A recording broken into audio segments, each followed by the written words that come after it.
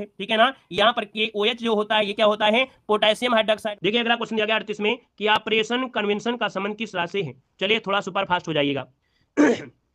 Operation convention का जो संबंध है वो किस राज्य से है दोस्तों, याद रखिएगा ये है आपके उत्तर प्रदेश से है। किससे है, उत्तर प्रदेश से। मतलब इस ऑपरेशन के तहत जैसे हत्या है, लूट है, बलात्कार है, धर्मांतरण है ना, गोकशी है, जैसे अपराध करने वाले अपराधी को 30 दिन के अंदर जांच खत्म करके सजा दिलाने का लक्ष्य रखा गया है। मतलब अगर ऐसे कारनामे करता है तो मात्र 30 दिनों में ही रिजल्ट आ जाएगा और भैया उसका काम तमाम कर दिया जाएगा। ठीक है ना, यही आपका दिया गया है ऑपरेशन कन्वेंशन। अगला क्वेश्चन दिया गया है कि 72वीं मिस यूनिवर्स 2023 का खिताब किसने जीता है।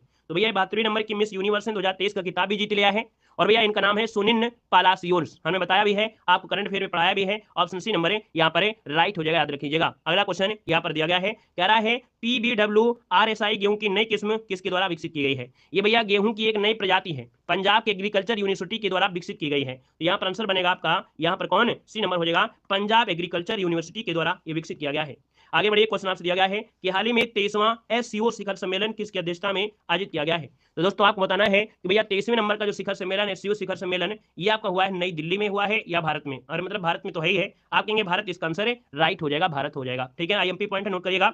खेलो इंडिया पैरा गेम्स का पहला संस्करण कहां पर आयोजित हुआ है, और जब पहला संस्करण है खेलो इंडिया का वो भी पैरा गेम्स का, तो बिल्कुल IMP है, याद रखिएगा।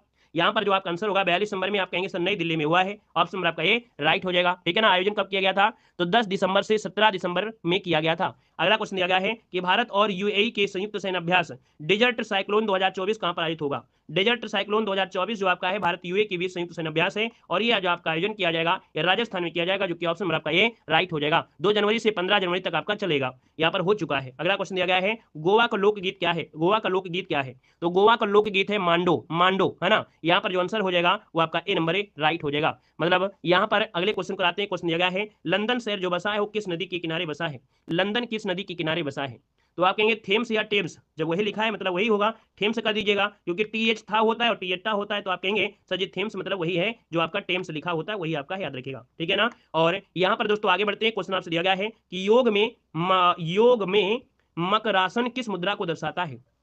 चलिए, योग में कह रहा है योग में मकरासन है ना जो दर्शाता है ना, वो किस मुद्रा को दर्शाता है।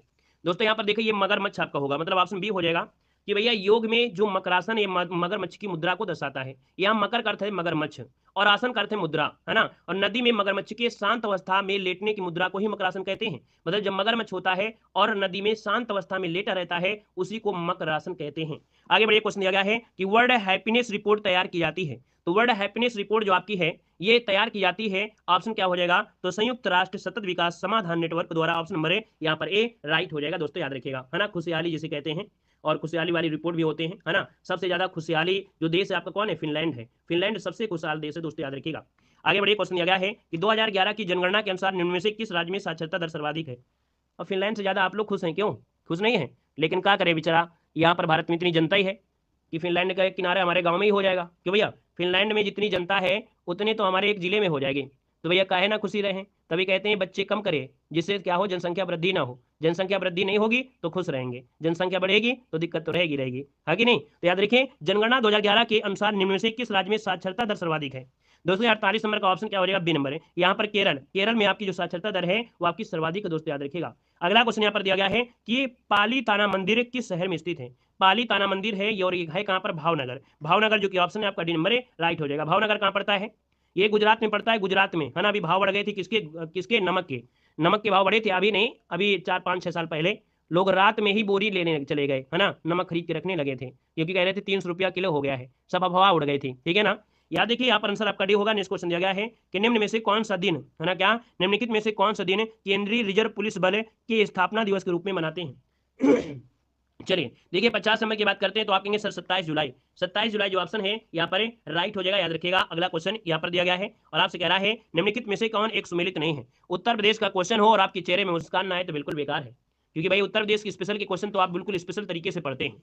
देखा जाए भैया तो आप कहेंगे सर यहाँ पर जो आपका राष्ट्र नृत्य है ब्रज क्षेत्र का है, आला महोबा का है, कर्मा दिया है मथुरा। हमने कहा कर्मा जो आपका मथुरा से नहीं है, कर्मा जो आपका है देखा जाए तो आपके मिर्जापुर सोनभद्र क्षेत्र का है, तो गड़बड़ी हो गया। ऑप्शन नंबर आपका सी, कजरी जो आपका है मिर्जापुर से है। अगला क्वेश्चन दिया गया है उत्तर प्रदेश प्रारंभिक शिक्षा के लिए स्कूल चलो अभियान कब शुरू किया गया था। स्कूल चलो अभियान जो शुरू किया गया था सन 2000 में शुरू किया गया था, जो कि ऑप्शन नंबर क्या हो जाएगा, बी नंबर राइट हो जाएगा। अगला क्वेश्चन दिया गया है कि निम्न में से किस राज्य में भारत के प्रथम अमृत सरोवर का उद्घाटन किया गया है? स्टार लगाइए, हमेशा से जब से क्वेश्चन बना है तब से क्वेश्चन पूछा जा रहा है। चलिए, पहला भारत का प्रथम अमृत सरोवर का उद्घाटन किया गया है रामपुर में। रामपुर जो ऑप्शन बनेगा यहाँ पर कौन सा है भैया? उत्तर प्रदेश में जो रामपुर है, और जो इस क्लास में रामपुर के लोग जुड़े भी हैं, है ना। यहाँ पर देखिए ऑप्शन नंबर आपका डी राइट हो जाएगा। क्लियर है। और अगला क्वेश्चन यहाँ पर दिया गया है और आपसे कह रहा है निम्नलिखित में से कौन सा उत्तर प्रदेश पुलिस विभाग की चयन प्रक्रिया के चरणों में से एक नहीं है? हमने कहा कि उत्तर प्रदेश पुलिस, है ना, जो प्रक्रिया होती है चयन प्रक्रिया में क्या नहीं शामिल होता है? तो आप कहेंगे शारीरिक परीक्षण होता है, दौड़ धूप करना पड़ता है, शैक्षिक योग्यता रिटर्न पास करना होता है, आयु पात्रता तो होती है, नहीं तो आंदोलन में ढाल देंगे, लेकिन भाषा परीक्षण तो होता नहीं है। आप कहेंगे सर ऑप्शन डी नंबर है यहाँ पर हो जाएगा। अगला क्वेश्चन दिया गया है भेद कुंड। हम सबको जानते हैं भाई, कौन कहाँ से है, बिल्कुल जानते हैं, क्योंकि जब आप डेली कमेंट करेंगे सर मैं यहाँ से हूँ, तो मेरी नजर तो पड़ेगी ना पड़ेगी आप लोगों में, तभी तो हम कहते हैं कि आप लोग कमेंट कर दिया करें आप लोग कहाँ से जुड़े हैं, तो हमें धीरे धीरे पता चल जाता है। देखो कह रहा है भेद कुंड, जहां अर्जुन ने द्रौपदी से शादी करने के लिए मछली को निशाना बनाया था, उत्तर प्रदेश में है। और ये कहां पर है? तो सिद्धार्थ नगर नहीं है भैया, ये है आपके फर्रुखाबाद में है। फर्रुखाबाद जो कि ऑप्शन नंबर सी हो जाएगा। हाथ की छपाई के लिए जाना भी जाता है ना। और यहाँ पर कपिल मुनि का जो आश्रम भी अवस्थित है। कपिल मुनि ने सांख्य दर्शन की रचना भी किया था। अगला क्वेश्चन दिया है उत्तर प्रदेश का सबसे बड़ा वन्य जीव विहार कौन सा है? हमने यूपी जीके में ये बिल्कुल रट्टा मरवाया है। देखिए भैया उत्तर प्रदेश का सबसे बड़ा वन्यजीव विहार कौन सा है? 56 नंबर का ऑप्शन सी हो जाएगा। ये है हस्तिनापुर, है ना। क्या है? हस्तिनापुर आपका जो है ये भैया सबसे बड़ा है दोस्तों, याद रखिएगा, ठीक है ना। क्लियर हो गया है। और यहाँ पर अगले पॉइंट में आते हैं। पॉइंट दिया गया है कि वह कौन सा अंतिम वर्ष था जब भारत में रेल बजट और केंद्रीय बजट अलग अलग प्रस्तुत किया गया था? देख सकते हैं 2016 का समय है जब आपका भारत में रेल बजट और केंद्रीय बजट अलग अलग प्रस्तुत किए गए थे। कब? तो आपके 2016 में। अगला क्वेश्चन दिया गया है योजना अवकाश की अवधि का संबंध किससे है? योजना अवकाश कब लाया गया था? योजना अवकाश 3 साल के लिए लाया गया था, 66 से लेकर 69 के बीच में। और इसी के बीच में भारत में हरित क्रांति का जन्म भी हुआ। यहाँ पर देखिए आपका जो आंसर होगा वो भी नंबर राइट हो जाएगा दोस्तों, याद रखिएगा। और इतिहास में योजना अवकाश के रूप में इसे जाना जाता है। क्लियर है। आगे बढ़िए, क्वेश्चन आपसे दिया गया है। चलिए अगला क्वेश्चन दिया गया है कि ताप्ती जिसे तापी कहते हैं, तो तापी तथा नर्मदा नदियों के मध्य कौन सी श्रेणी है? देखिए भैया जो ताप्ती नदी है ना और नर्मदा नदी है, इनके मध्य में एक श्रेणी पाई जाती है। और ये जो श्रेणी आपकी है कौन सी है? सतपुड़ा की श्रेणी है। आप कहेंगे सर ऑप्शन बी हो जाएगा। सतपुड़ा श्रेणी दोस्तों याद रखिए, इसका ऑप्शन बनेगा यहाँ पर बी नंबर हो जाएगा। जल विभाजक का कार्य करती है। और यहाँ पर अगला क्वेश्चन दिया गया है, कह रहा है ग्रेट बैरियर रीफ जो आपके है आपका है क्या? ग्रेट बैरियर रीफ ये ऑस्ट्रेलिया में पाई गई एक प्रवाल भित्ति है ना, मतलब जिसे बोलते हैं अंडर वाटर गार्डन, है ना, ये बोला जाता है। तो आप कहेंगे सर इसका आंसर बनेगा ए नंबर है, ये आपके ऑस्ट्रेलिया में स्थित एक प्रवाल भित्ति है। अगला है कि सामाजिक वानिकी और पर्यावरण पुनर्वास केंद्र निम्नलिखित में से किस नगर में अवस्थित है?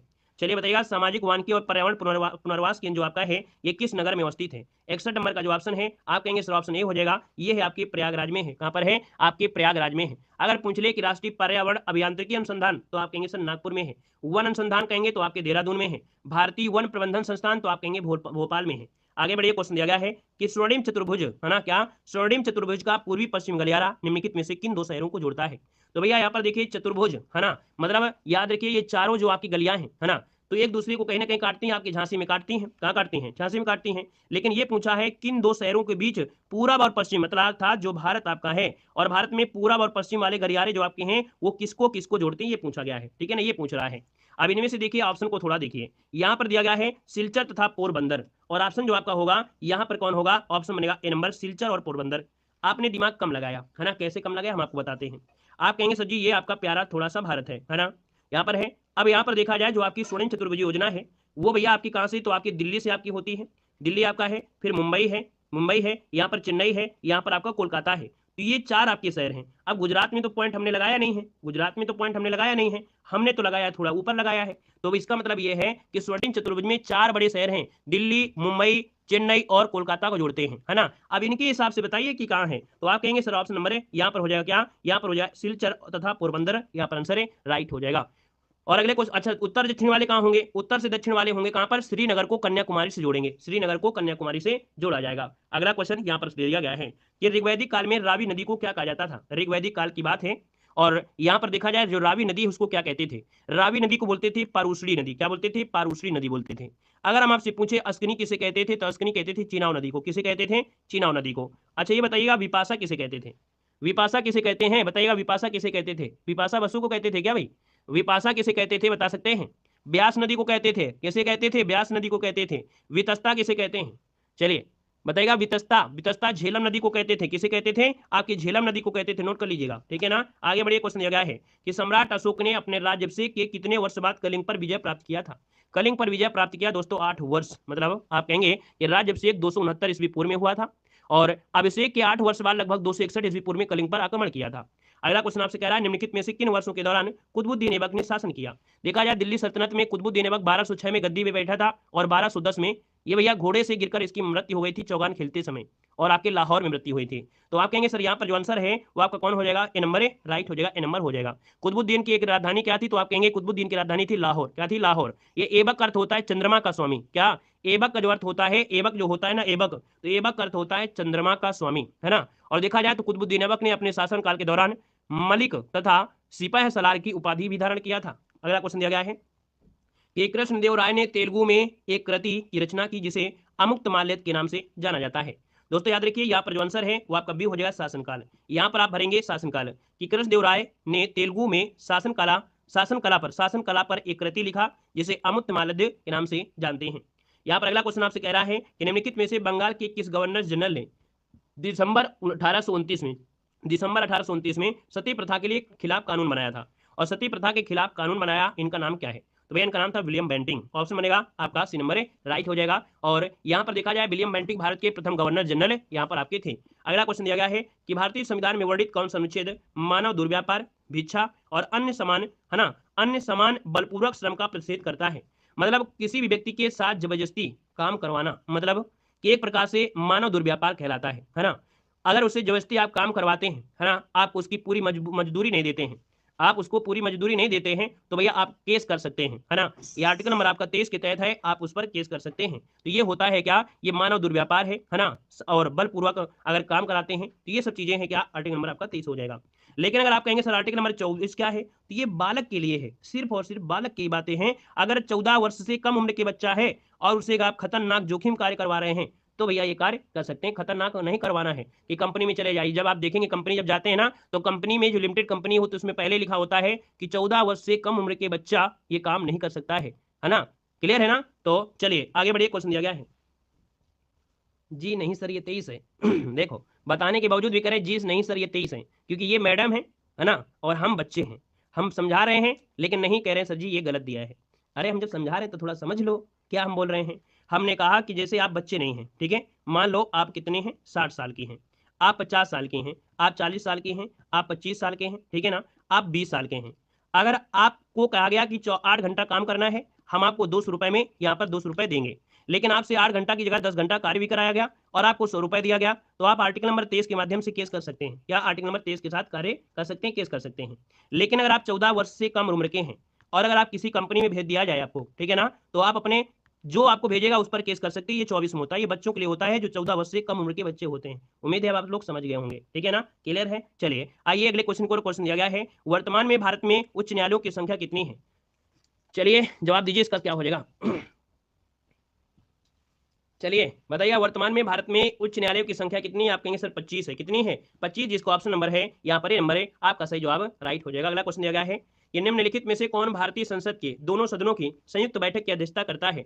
तो दोनों सदनों की बैठक की जो अध्यक्षता करता है वो कौन करता है। यहाँ पर जो आपका आंसर है वो राइट इनमें से क्या हो जाएगा। आप कहेंगे सर यहाँ पर जो आंसर है 70 नंबर में वो ऑप्शन क्या हो जाएगा, यहाँ पर सी हो जाएगा, लोकसभा अध्यक्ष। क्या है, लोकसभा अध्यक्ष, ठीक है ना।